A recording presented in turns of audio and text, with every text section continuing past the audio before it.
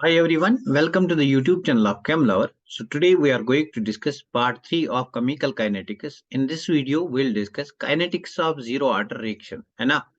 So basically a lot number of questions have been asked from this concept. We'll first complete kinetics of zero order reaction, then we'll complete kinetics of first order reaction, and then we'll solve previous year questions of NEET based on this concept. At least 10 to 15 questions have been asked from these two topics. So let us first understand the topic, and then in the next video, we'll try to solve the questions which have been asked from these concepts. है ना? Start करते हैं आज का topic, that's kinetics of zero order reaction. तो what is a zero order reaction? अगर हम पहले बात करेंगे कि जीरो ऑर्डर रिएक्शन क्या होता है. Zero order reaction, so what is a zero order reaction?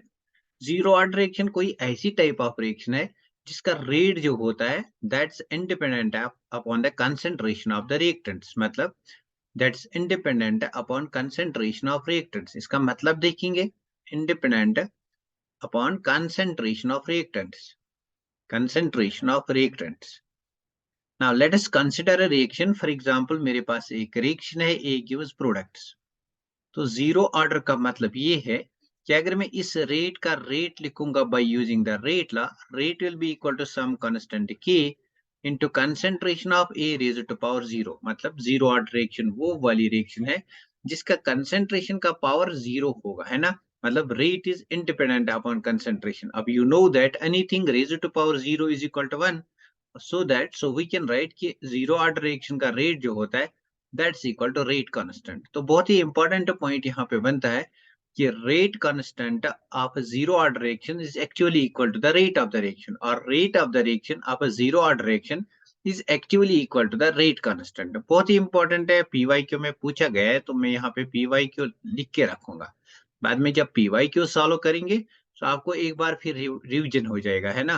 तो इस चीज को हम नेक्स्ट पेज पे ले जाएंगे. तो हमने यहाँ पे डिस्कस किया कि for a zero order reaction जो हमारा रेट होता है, rate is equal to rate constant. अब हमने जो रिएक्शन कंसिडर की थी दैट्स ए गिव्स प्रोडक्ट्स, इसी रिएक्शन को हमने कंसिडर किया था, है ना? अब इस रिएक्शन का अगर मैं ये वाला रेट लिखूंगा तो रेट क्या होता है, minus d of A divided by dt, decrease in the concentration of reactant divided by dt, it's equal to K, है ना? Into A raised to power 0, वो हमने अभी देखा कि A raised to power 0 is equal to 1. So I can rearrange this equation. I'll write minus d of A is equal to K dt, है ना? इसको थोड़ा सा और rearrange कर सकते हैं कि d of A is equal to minus K dt, है ना? It's easy. तो देखो अब हम अगर ये बात करेंगे कि हमने जो रिएक्शन लिया था that's A gives product, that at time t is equal to 0, मतलब at the time of the start of the reaction जो ए की कंसंट्रेशन है, let its concentration is A naught. This is the concentration when time t is equal to 0. So let us say कि after certain time conversion of A into product takes place, मतलब concentration of A starts decreasing. तो यहाँ पे अगर ए की concentration decrease होती है तो मतलब ए की थोड़ी सी कंसंट्रेशन रहेगी, उस कंसंट्रेशन को कहेंगे कंसंट्रेशन लेफ्ट, है ना? सो let us say at time t is equal to t seconds the concentration of A, let us denote it as AT. What is AT? This is concentration left. Concentration left after a certain time. And what is A naught? This is initial concentration. This is initial concentration. इन दो चीजों को use करके this is the time limit of the reaction, और ये जो है this is the concentration limit of the reaction. इनको यूज करके इस फर्स्ट वाली इक्वेशन का इंटीग्रेशन करेंगे. So I will write integration of D A between the limits. A का लिमिट क्या होगा, initial concentration and concentration left, that's A naught. यहाँ पे ए टी हमारा फाइनल लिमिट बनेगा, इज इक्वल टू माइनस के, दिस इज कांस्टेंट. इसका integration नहीं होगा तो इंटीग्रेशन किसका होगा, dt का इंटीग्रेशन होगा. dt का integration between the limits t is equal to 0 to t is equal to t seconds, है ना? तो अब इस इक्वेशन का अगर हम इंटीग्रेशन करेंगे सो ये क्या बनेगा, final limit minus initial limit, that's A T minus A naught is equal to minus K. इसका इंटीग्रेशन करेंगे so this will be equal to K T, है ना, k into T minus 0 that's K T. अब इस equation को मैं और ऐसे भी लिख सकता हूँ कि के टी को यहाँ लाऊंगा, so my K T will be equal to A naught minus A T. तो ये जो वाली इक्वेशन है ना, लेट अस से this is equation second, this equation is integrated rate equation of zero order reaction. इसी इक्वेशन को कहते हैं integrated rate equation, integrated rate equation of zero order reaction, of zero order reaction. So this is our integrated rate equation of zero order reaction. इसको next page पे ले जाएंगे। So our Kt is equal to integrated rate equation is equal to A naught, that's initial concentration, minus At, that's concentration left, where जो हमारा K है it's rate constant, K is rate constant, और जो हमारा T है this is time, and A naught is initial concentration, A naught is initial concentration, and what's AT? AT is concentration left. तो इस वाली इक्वेशन से हमारे जीरो ऑर्डर रिएक्शंस के जो भी न्यूमेरिकल क्वेश्चंस आएंगे वो सॉल्व हो जाएंगे from this equation. So this equation becomes important for your competitive exams. इसको मैं यहाँ पे इंपॉर्टेंट मार्क करूंगा, 3 स्टार मार्क करूंगा, because this becomes very important for your competitive exams, important for competitive exams. तो अगर आप शॉर्ट नोट्स बनाते हो तो आप शॉर्ट नोट्स में इस वाली इक्वेशन को डाल सकते हो, है ना। तो शॉर्ट नोट्स में अब तक 2 चीज आ गई, एक ये वाला चीज आ गया, ये वाली इक्वेशन आ गई, और एक और चीज आ गया कि ये rate is equal to rate constant for a zero order reaction, है ना। अब आगे चलते हैं। अगर हम इस इक्वेशन को फिर से देखेंगे, जो हमारी जीरो ऑर्डर रिएक्शन थी ना, कि मेरे पास जो रिएक्शन थी दैट्स ए गिव्स प्रोडक्ट्स। पहले मैंने बताया कि ये जो रेट है इसका अगर मैं रेट लिखूंगा, the rate that's equal to K into concentration of A raised to power 0, anything raised to power 0 is equal to 1, so again I'll write k rate is equal to k, that's rate does not depend upon concentration। तो इसका मतलब अगर मैं यहाँ पे ये graph plot करूंगा between concentration versus rate, है ना, तो यहाँ पे लेट अस से यहाँ पे मैं रेट लूंगा इस साइड, और यहाँ पे मैं कंसेंट्रेशन लूंगा, तो यू कैन सी कंसेंट्रेशन और रेट का कोई मिलाप ही नहीं है जीरो ऑर्डर रिएक्शन में। तो मतलब concentration rate does not depend upon concentration of a zero order reaction। तो हमारा ग्राफ जो आएगा that will be this type of graph। देखो इस वाली कंसेंट्रेशन पे रेट ही है, इस वाली कंसेंट्रेशन पे रेट सेम, इस वाली कंसेंट्रेशन पे, मतलब अगर कंसेंट्रेशन इंक्रीज भी होता है the rate of zero order reaction remains same। Important है कॉम्पिटिटिव एग्जाम के लिए ये वाला graph between the rate versus concentration. You did not to mug out the things, एक बार अंडरस्टैंड करो इस वाली इक्वेशन को, तो ये वाला ग्राफ आपके दिमाग में आएगा, है ना। बिकॉज इस वाली इक्वेशन से रेट का कंसेंट्रेशन के साथ कोई मिलाप ही नहीं है, therefore for zero order reaction rate versus concentration को ग्राफ जो आएगा that will B this type of graph, है ना, है ना। अब एक और ग्राफ देखते हैं। ये जो ए है इट गिव्स प्रोडक्ट्स। अभी हमने देखा कि कुछ टाइम के बाद A gets converted into product, मतलब concentration of A decreases with the passage of the time। इसका मतलब अगर मैं time versus concentration of A, concentration of reactant graph बनाऊंगा, तो concentration of reactant is decrease. अब इस वाले ग्राफ को कहां से प्लॉट करूंगा, मतलब if I wish to plot a graph between concentration versus time, between concentration versus time, ये वाला ग्राफ क्या था, कंसेंट्रेशन वर्सेस रेट, मतलब रेट वर्सेस कंसेंट्रेशन। तो ये फर्स्ट टाइप ऑफ ग्राफ है। सेकंड ग्राफ हम बनाना चाहते हैं कंसेंट्रेशन वर्सेस टाइम, तो हम इस वाली इक्वेशन का हेल्प लेंगे। ये जो हमारे पास इक्वेशन है इसका हेल्प लेंगे। तो मेरे पास जो ये वाली इक्वेशन है, लेट अस से ये इक्वेशन सेकंड है, इस इक्वेशन को देखेंगे कि इक्वेशन क्या है, A naught minus A T is equal to K T, है ना, A naught minus A T is equal to K T, है ना। ये मेरे पास इक्वेशन है, this is the equation I have over here. तो अगर मैं यहाँ पे 80 निकालूंगा, अगर मैं यहाँ पे 80 निकालूंगा, 80 किसके बराबर आएगा, I will write 80 is equal to A naught को यहाँ लाओ, है ना, ए नॉट को यहाँ लाओ, मतलब माइनस ए नॉट प्लस के टी। अब यहाँ पे माइनस ए नॉट ठीक नहीं लगता है, so I will write what I will write कि let me rearrange it again on the next page. Next page पे रीअरेंज करूंगा सो दैट ये पूरा कंसेप्ट वहां पे आएगा। इस इक्वेशन को ले जाएंगे, K T is equal to A naught minus A T.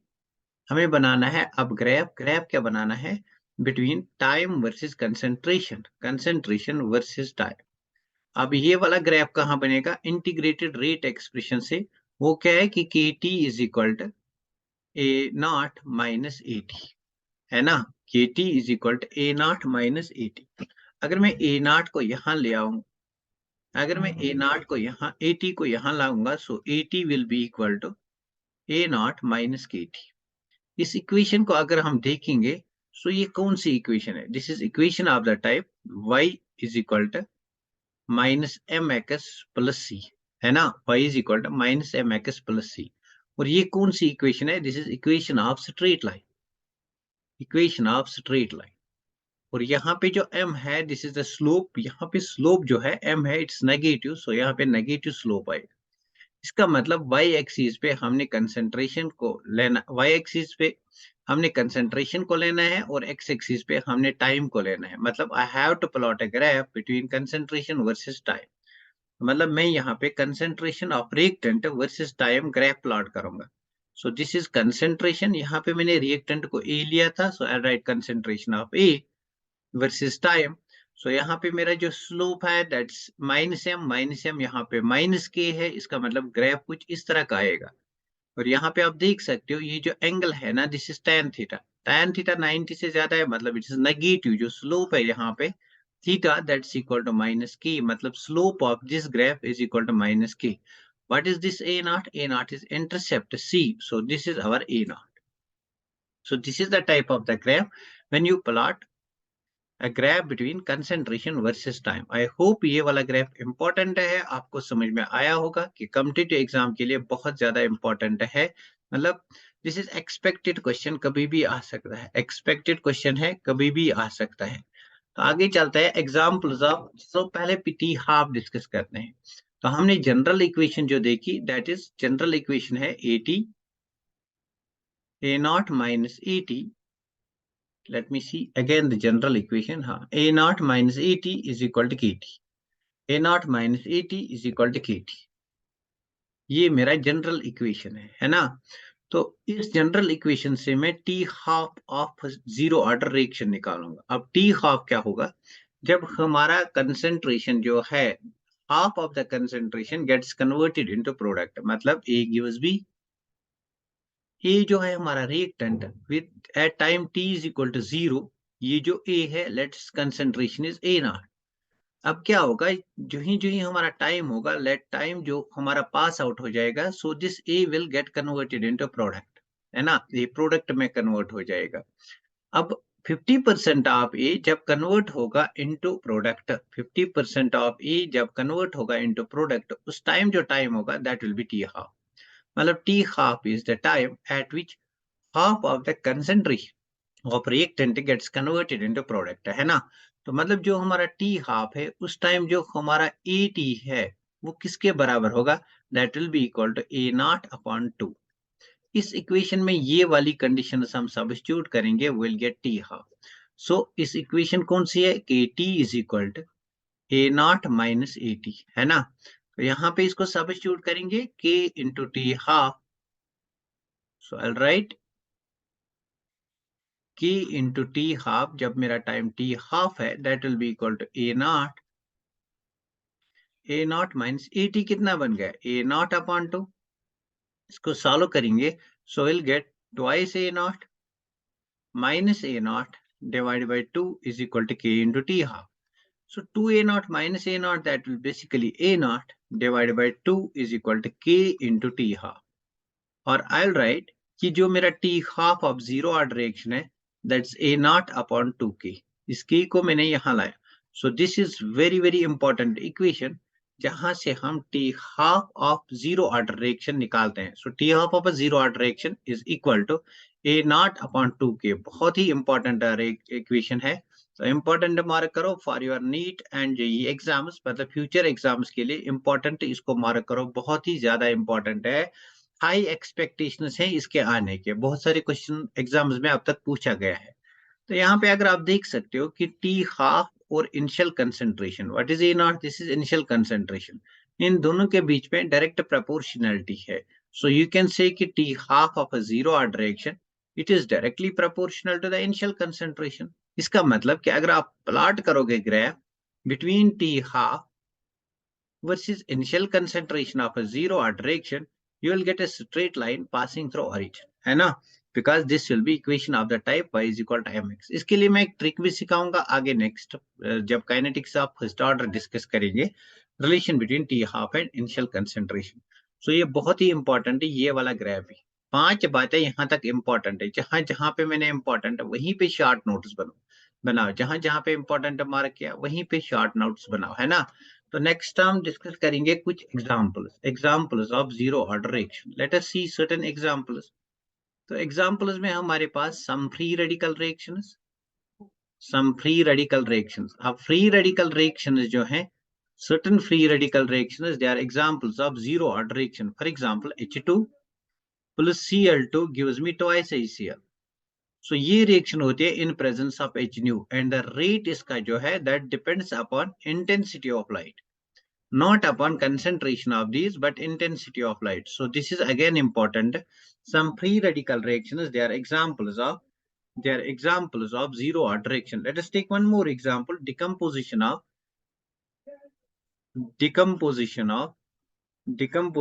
N2O, decomposition of N2O on platinum wire. Let us take third example,